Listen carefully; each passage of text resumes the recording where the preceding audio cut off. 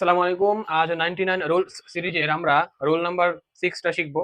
তো rule number 6 এ বলা হয়েছে যে একটি সেন্টেন্সে আজরাইলি থাকলে সেটি প্রেজেন্ট পারফেক্ট টেন্স হবে। এখন কথা হচ্ছে আজরাইলিটা কি? আজরাইলিটা হচ্ছে যে মনে রাখার একটা কৌশল, জাস্ট এটা আমরা একটু পরে আলোচনা করতেছি। তো আমরা সকলে জানি প্রেজেন্ট পারফেক্ট টেন্সের স্ট্রাকচারটা কি। হ্যাঁ, এটা আমরা সকলে জানি যে হ্যাভ অথবা হ্যাজ প্লাস বি থ্রি। হ্যাঁ, এটা আমরা সকলেই জানি। এটা আমাদের না জানা কিছু নেই। তো have or has plus V three.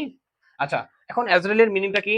এতে অলরেডি, যেতে জাস্ট, আর এই যেতে জাস্ট নাও, আরতে রিসেন্টলি, এতে অলরেডি, ওয়াইতে ইয়েট, এলতে লেটলি, ইতে এবার। আমি বললাম না, এটা জাস্ট মনে রাখার একটা কৌশল। এখন আমরা এক্সাম্পল গুলো দেখি। এক্সাম্পলে কি কি বলা হয়েছে যে I finish my homework already. আচ্ছা, ধরো এগুলো তোমার এমসিকিউ না, এমসিকিউ অথবা তোমার ফিল ইন দ্য গ্যাপসে আসছে। হ্যাঁ, তো কি বলা হয়েছে? I finish my homework already. তো আমাদের একটা কিওয়ার্ড আমরা পেয়ে গেলাম already.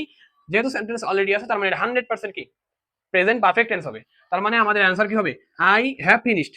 I have finished. Okay, কারণ রুলস অনুযায়ী have has plus V three. আচ্ছা, 2 নম্বর এক্সাম্পলে বলা হয়েছে I eat lunch just.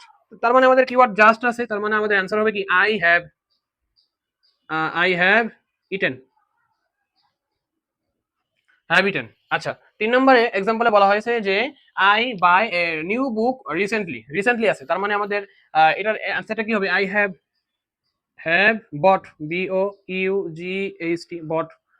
By এর বি3 হচ্ছে বট। আচ্ছা, ঠিক আছে। 4 নম্বর বলা হয়েছে I be very busy lately. তার মানে বি লেটলি আছে, লেটলি আমার কিওয়ার্ড আছে, বি আছে।